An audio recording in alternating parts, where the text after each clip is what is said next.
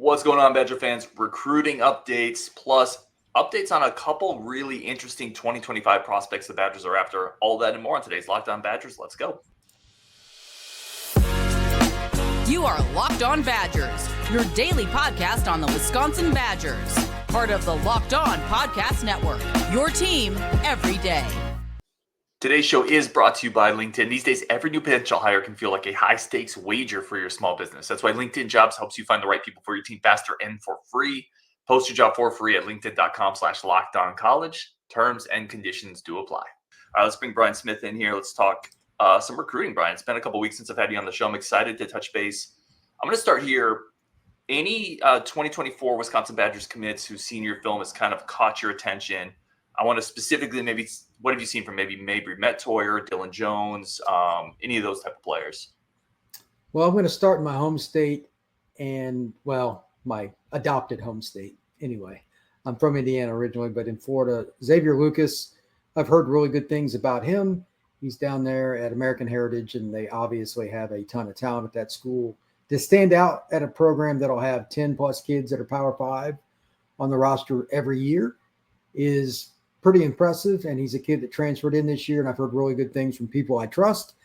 He's got a chance to come in and contribute for Wisconsin no later than his sophomore year. So you can never have enough long, athletic, rangy kind of kids playing safety or corner. Wisconsin certainly could use more of them, and that's what he's going to bring. I'll be surprised if he doesn't contribute early for the Badgers. The kid that I'm most excited about, unfortunately for me, I will never see live in high school, and that's Dilon. I spoke to somebody recently that played, and they're like, who the hell is this guy? You know, how did Wisconsin get this kid? And I was like, I don't know, but he's going to Wisconsin. He committed early. So they're like, this guy can play for anybody. I'm like, yeah, his film stands out. I knew that when he was a junior. He just got better. But from the person that told me that was important, and this is a kid that his speed and his elusiveness, there's no way I can see him not playing in some capacity as a freshman. And I would say that if he was going to a program that has, like, he could compete at Georgia. He has that kind of talent. This is the kind of guy that you need if you're going to compete with Penn State and Ohio State the way they're recruiting, the way Michigan recruits. This is how you do it. You can grind it out, get guys occasionally hit the home run. That'll change some games, and that's what he can do. I think he is clearly the best player in Wisconsin's 24 class, and he would be the best player in a lot of teams' class. If he was down here in Florida, he'd probably be ranked higher. He's in Maryland, which gets some respect, but there's more scouts down this way. He would probably be ranked higher. The Mettauer kid is interesting. There's not a ton of senior film, but there was two things that I noticed. Number one, he has a play up where he faked an RPO and just took off. He's faster than I thought he was. I mean, he's humongous. Yeah. He's 230, I'm guessing, something like that. And he looks like he's 25 years old. He looks like Tarzan. He's humongous. And he can run pretty good. The arm is still there. I mean, like, he can flick his wrist and throw it 40 yards, no problem. But there's not a ton of his senior film yet. I'm curious to see a little bit more because he's playing in Houston. There's no hiding down there. Every week you're going to get somebody that's got to keep going to college, period. So it's a lot like Miami, especially at DB and receiver. It's out the yin-yang. So he's going to be going against guys. Those are the ones off the top of my head I can think of that I've seen recently. Yeah, I did kind of a quick update stats-wise on Mettauer. His first two games of the year, he's playing at the 6A level. He's playing at the highest level in Texas. And his first two games were against two of the best teams in that division in Texas football. Not surprised. And, yeah, he didn't do great in those games, but he's on a team that doesn't have that level of necessarily talent. Whereas if he was more of a system program, they always have been. If he was playing in Wisconsin, like his numbers would be through the roof, but it wouldn't be a good level of competition. It's not the same deal there. Yeah.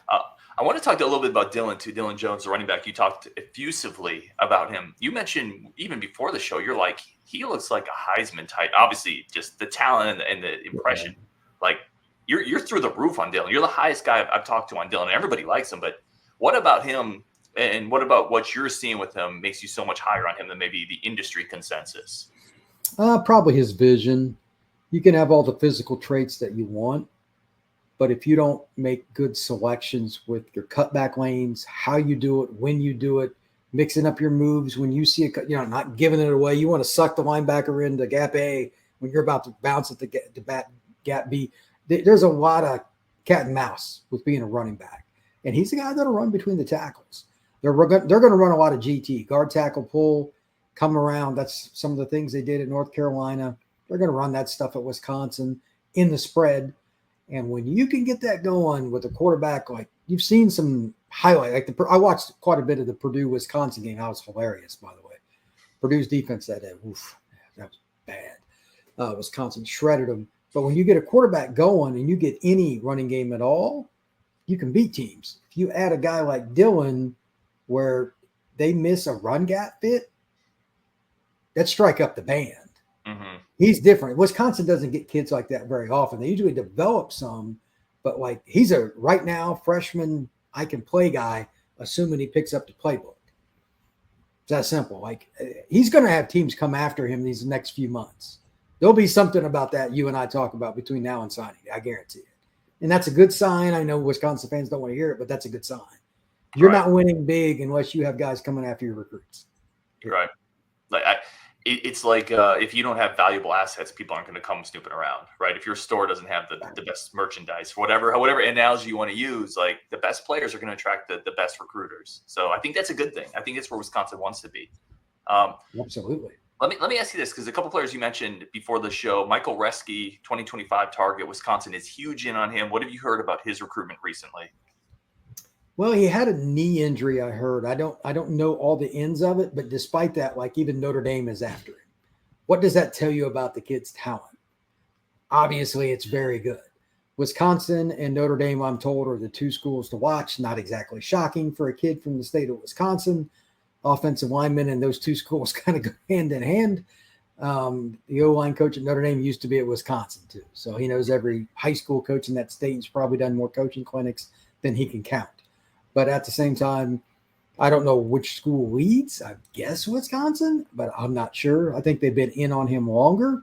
But that's a kid, like if Wisconsin's going to turn it around, they got to start getting some of these in-state O-linemen. I don't know what went on this year, but that didn't happen. That needs to change, and this is a major point. They have to get that kid. And Xavier Lucas, we talked about him a little bit. What are you hearing with him in Florida State potentially? Florida State is very interested in him, but their DB class is through the roof. Right now, they wouldn't, from what I've heard, how accurate this is, I don't know, wouldn't have room for him. But in the state of Florida, there's no such thing as keeping your recruiting class. Mm-hmm. The schools here just cannibalize each other. One of the kids that Florida State got is borderline 5-star DB, just visited UF, the arch rival. The Twitter battles with that are entertaining, by the way. I bet. Keep the children away. But it's hard to say if they're going to come after him because who knows who's going to decommit. Just keep that on your radar because Florida State kind of does their own gig. They offer who they want to offer. They took a DB last year out of Mississippi that had like 2 offers, and he's done well already as a freshman.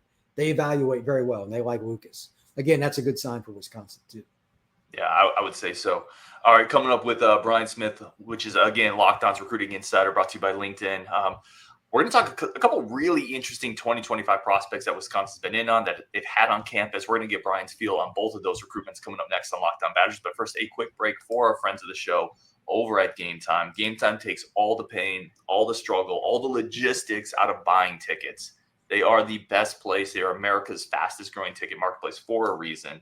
And it's because you get the best price. You don't have to plan months in advance. They have pictures of the seats so you know exactly what you're getting before you get it. There's not going to be any surprises. And they have an incredible 110% guarantee. Game Time guarantee means you'll always get the best price. If you find tickets in the same section or row for less, Game Time will credit you 110% of the difference. So there's no risk. You get the best prices, the best seats with the least amount of logistical pain. This is why I use Game Time. This is why I'm going to use Game Time when I go to the Ohio State game for Wisconsin.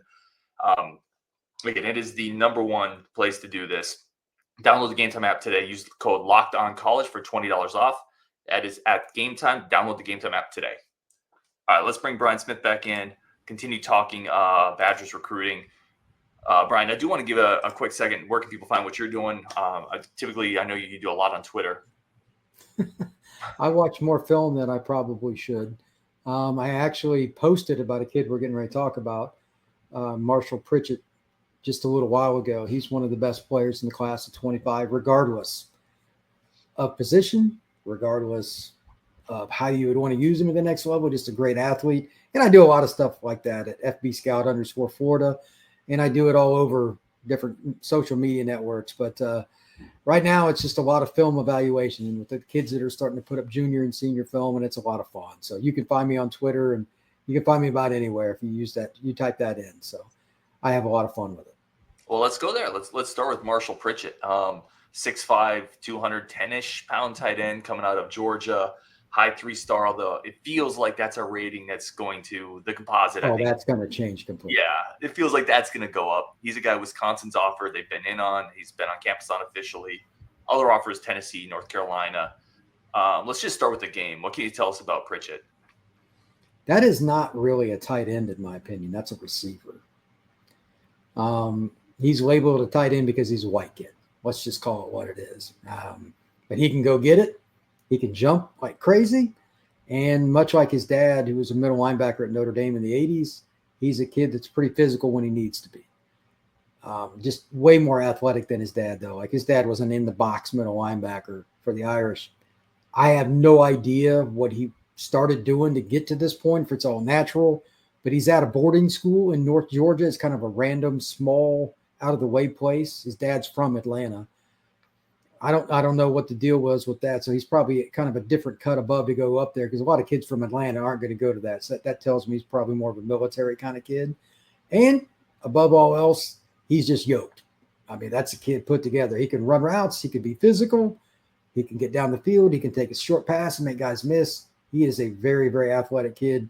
He's the kind of guy that you think of it. Like, I'm not saying he's the same, but like he reminds me of Brock Bowers in his style. Mm-hmm. So that's a good thing. You mentioned he's a receiver too, obviously listed as tight end. When you the film is him split out, it's him running deep posts, it's him creating separation, it's him as a weapon. What about him in a Phil Longo offense is exciting? Well, Phil does a little bit of everything. They'll throw it down the field, and that's what he's famous for because that's what goes on SportsCenter. But they run a lot of short stuff and set that up. Screen game, slant, etc., making it easy for the quarterback to stay ahead of the chains when they do throw. And with a 6'5" frame, Marshall's going to fit that. So the hands and the natural physicality would make him, you can label him whatever you want. I'm going to call him a wide receiver because of how he moves. But you want to call him a flex tight end, whatever, that's fine. It doesn't make any difference. Catch the football. Run with the football. That's all that really matters. And he can do that. Guys that are his size that can run like that are a nightmare because even a safety is not tall enough. And there's no way in hell you're going to put a linebacker on him because you can strike up the band. So you got to bracket him and take your chances. The worst thing in college football to defend is a big tight end, big receiver. There's just no way to do it in the spread. Especially like Tennessee's offense where they go really wide and Longo will do that sometimes. There's nowhere to hide. If you don't have 4 and 5 receivers on the field at a time that are high level, and nobody does, you're in trouble. Like even Alabama, Georgia, LSU don't have that. LSU really doesn't after what I saw last weekend. But it's hard, man. You can isolate him play after play. It's almost like in basketball in the NBA with the rules they have with defense. He's the guy that's hot. Who are you going to put on him that can stay in front of him when he can just jump up and get the ball? It's like you've got a 7-foot post guy that could face up and shoot the 15-foot jumper. That'd be the best way I could put it with Marshall Pritchett. He's a very unique player. Where do you see his recruitment potentially going? Like, who else do you see being big players here? I'm guessing Notre Dame with the family connection. Is Notre Dame obviously right there? Yeah, Notre Dame is in the mix, but I don't know. Some kids usually either want to really do it or they don't. Notre Dame offered. Whether or not it's something he wants to do, I don't know. It's kind of early, but some kids just jump at it, and he didn't. Being from the state of Georgia, I'm sure he's seeing Brock Bowers footage daily. I mean, it'd be kind of hard to turn down. I get it. I'm not a Georgia fan, but I understand. Those would be the two that I would think. After that, I would assume, because he lives close to the area anyway, Tennessee, that offense would be, I mean, look, I get it. Yeah. And they got the receivers, coming around and getting some kids. It'd be a lot of fun to be in there. They got a quarterback coming up too, so those would be the ones I would watch. And he already has a Tennessee offer reported, so that interest is already there, at least on one side. I want to talk just a little bit more about where you see a player like this going as because he's going to get bigger and stronger in a college strength and conditioning program, right? And maybe he becomes, like you said, that flex tight end, which I don't think Phil Longo would care. It's just a weapon for him. Who does he kind of remind you of when you're looking at high school film? Is there anybody that sticks out and you say, yeah, Pritchett's kind of like this guy? Bowers be the first, but I mean, he's got a little bit of Kelsey in his game because Kelsey's used that way for the Chiefs. And again, just to be clear, he's not Travis Kelsey, but the similarities are there. Like Travis is 6'4", 6'5". This kid's at least 6'4". Travis was a defensive end till like his senior year at Cincinnati. A lot of people don't know that. Brian Kelly flipped him from D end to tight end, and the rest is history. Sometimes it just works out, man. So, and he's been in the NFL ever since, and he's been a dude. But this is a kid that just in short space reminds me of a receiver. So the truly athletic, smaller tight ends that give teams a complete fit, or just a really big receiver, a 230 kind of guy, because he'll probably be about that when he gets done in college, 230, 235. That's what he is. And there just aren't many guys that can defend him, not at that height. So you got to press him and at least take him off his spot a little bit.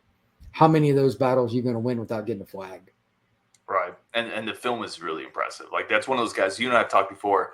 There's some guys you don't need to even you could put somebody who's never watched football in front of a TV screen and put film of certain guys on, and they can at least say that guy looks different than everybody else. That's Pritchett. Like, he just looks different than the people he's playing. All right, coming up, we're going to talk about another 25 target Wisconsin's had on campus, someone who I think is really athletic. We're going to talk about that next on Locked On Badgers, but first, a quick break for our friends of the show over at Bird Dogs. I love my Bird Dogs. I wear my Bird Dogs everywhere. They're comfortable. They're stretch khaki shorts. They're designed to fit slimmer through the thigh and the leg, giving you a truly sculpted look. And they do the same thing for me that, like, at the end of the day, I just have a hard time being comfortable and also looking like an adult man. You know, I wear old basketball shorts, all this. Bird Dogs has solved that for me. They let me go out and look like I'm a professional, look like I know what I'm doing, look like I can dress myself, but I still get the comfort that I want. Is the number one reason I use Bird Dogs, and I never take them off. They're functional for any occasion. I wear them to the park, on hikes with my kids. I wear them to lunch with the wife. That's what I use my Bird Dogs for. Go to birddogs.com/lockedoncollege. Use promo code LOCKEDONCollege at checkout for a free Bird Dogs water bottle with your order. That's birddogs.com/lockedoncollege for a free water bottle at checkout. You will not want to take your Bird Dogs off. We promise you. All right, let's bring Brian Smith back on. Locked On's Recruiting Insider, brought to you by LinkedIn today. Post your job for free at linkedin.com/lockedoncollege. Brian, I wanted to talk about another 25 target Wisconsin's been in on. He fits the mold of the Luke Fickell defensive back, somebody who's been on campus unofficially, someone who has another visit coming up. Tariq Hayer. What can you tell us about Tariq Hayer, the kind of 6'1" corner safety hybrid? A shot at corner first, or what they're going to do. But at the same time, I would imagine he can just play either. It depends on how the other DBs in the 24 class pan out early on, who stays healthy, etc. As long as there's nobody transferred, then you can leave him at safety because I think he can play either. But the one thing that I noticed about his film is how well he would come up, size a player up in the screen game or somebody that has space between him and them. That's not easy to bring down some of these athletes. You see so many guys whip even at the NFL level. It's hard. It's hard, man, because these guys are super athletic and they're like slinkies. They can just move any direction they want. He's able to make tackles in the open field. That is a very good sign. And he's at one of the tradition-rich programs out in Maryland, one of the private schools. It's good for the Badgers. I mean, they got Dilon, obviously. If they continue to recruit that area, Philadelphia, D.C., Jersey, etc., those private schools, they're gonna hit some pay dirt. And this is a kid I think that could play safety or corner, just whatever they want. He's athletic enough to play the corner spot. That's the first thing I guess I should have said. He can turn and run. And the length is there, brother. If you can get kids like that, then you can start competing with Ohio State's and Penn State's a lot better. Yeah, and we've talked about that consistently. Long, athletic guys who can turn and run on the perimeter. And they got some in this 24 class. Tariq Hayer is a guy in the 25 class out of DC, 4-star, already a really impressive offer list. How do you see his recruitment potentially playing out? This is where it gets interesting. He's in one of those programs where every school goes. There is no hiding him or hoping they pat. That's not going to happen. This is the 25 class will be, I would say it's just kind of the nutshell of whether or not Wisconsin can take that uptick in recruiting. The key, as I say on every time I come on your show, is corner and D-line. There's just not enough of them. Mm-hmm. And schools like Georgia, Alabama, LSU, they try to hoard them, just straight up. If you can't win some of those battles head-to-head with those schools, you're never going to consistently beat those schools. Ohio State recruits that area very hard. That's going to be interesting. They need a barometer like that and win a few of those head-to-head battles for 4- and 5-star kids, especially at the elite spots. This class is the starting point. The next one is the one we're going to find out if Wisconsin's truly taken that leap. Well, and I want to finish on this because you and I have talked about Agar a lot. We've talked about Lucas a lot. We've talked about Jay Harper as a guy that we also like with some length. Yeah. But the point we've made consistently is you can't just do it in one class. You have to stack talent after talent after talent. Every class, period. Yeah. If you can get back-to-back corner classes, it changes your program. It changes your program. The teams that go to the playoffs have D linemen and corners getting drafted in the first 2 rounds. That's it. I mean, at some point, Dabo is a really good coach. But those animals that he's throwing out there on the field at D-line that keep going to the NFL, right. I mean, it's insane. I know they're a little down this year, but their defense isn't the problem. It's the offense. Right.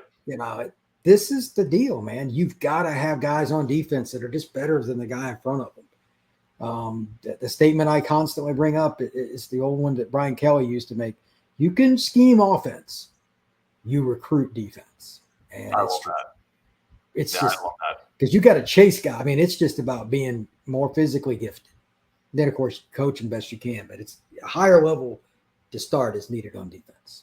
Last question here before we get going. We talked Agard and Lucas, and now we talked Tariq Hayer in the 25 class. Are those all 3 in the same type of tier for you, those 3 players? From a recruiting standpoint? I mean, I don't see why not. Like Lucas, I think is a guy that can be as good as he wants. He's raw. He's the one I think has a tremendous upside because of the length. I mean, like Dilon is the sure bet in the 24 class. I mean, outside of an injury or something goofy going on off the field, he's got a chance to get paid.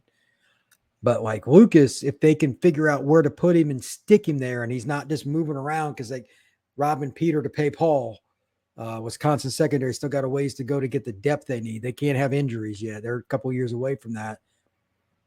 They could have several guys in that 24 class, I'd say 8 to 10 that are starters. If you can get past 8 guys that are consistent starters out of a class, you've done really well in any school. Most kids just aren't up to the task for what they have to do in practice, social life. And I mean, it's like being in the military. From 8 a.m. to 10 p.m., they pretty much have something for you to do. And a lot of teenagers don't like that very well. So we'll see. But Wisconsin's got a head coach that did it at Cincinnati. It's a heck of a lot easier to do it at Wisconsin. So I think we'll be just fine. Yeah, that's what we're hoping. He is Brian Smith, Locked On Recruiting Insider, brought to you by LinkedIn Jobs. Post a job for free at linkedin.com/LockedOnCollege. With that, Brian, thank you so much. As always, we are smarter because you were here, and hopefully next week, same time. All right, buddy. Thank you very much. Later.